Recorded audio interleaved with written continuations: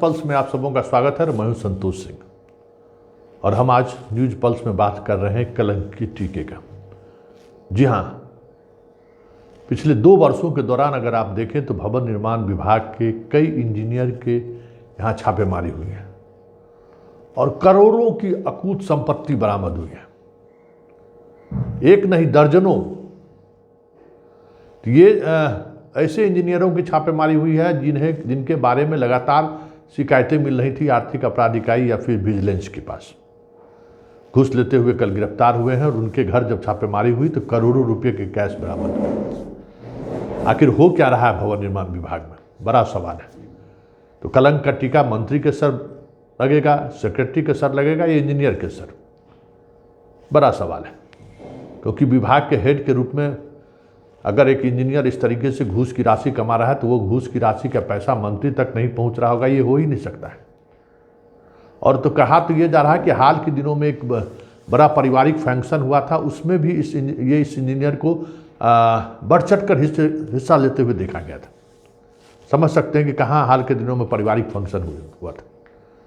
और जो इंजीनियर साहब हैं, इन केंद्रीय मंडल के हैं इंजीनियर, इनका काम है मंत्री विधायक सचिवालय का मेंटेनेंस करने का काम। जी हाँ, और मेंटेनेंस करने का काम में अगर उनके पास से इतने के करोड़ों की राशि बरामद होती है और अभी अगर इनके निवेश का तो पता ही चल रहा है, खोजबीन कर रही है निगरानी विभाग, तो आप सहज अंदाज़ा ले सकते हैं कि एक एग्जीक्यूटिव इंजीनियर के घर इतनी राशि मिल रही है जिन्हें अगर आप ज़रा इसको समझ लीजिए कि इंजीनियर में घूस का सिस्टम क्या है।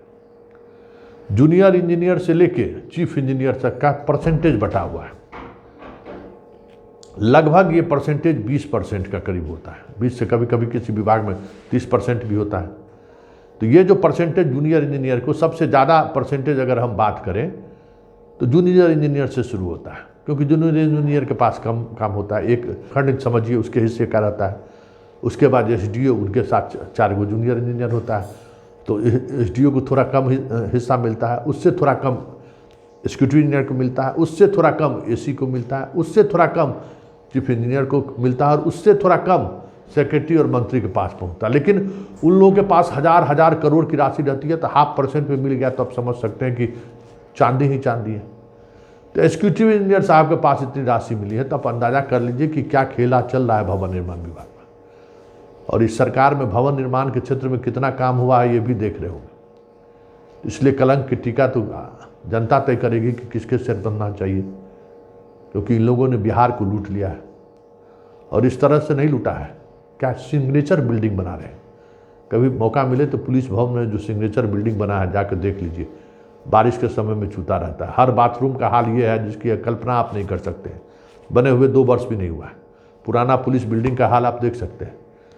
नया जो विधानसभा बना है पर जाकर चले जाइए, उसके बाथरूम में आप नहीं जा सकते, पानी नीचे से निकलता है, कोई नक्शा नहीं, कोई प्लानिंग नहीं।